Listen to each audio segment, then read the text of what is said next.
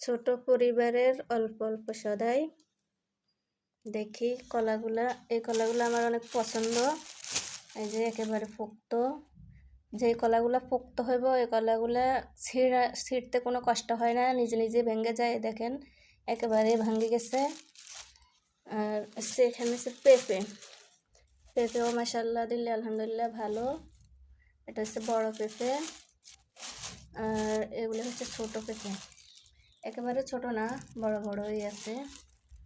আর এখানে 2 রকমের খাজুর। কালো খাজুরটা কি খাজুর?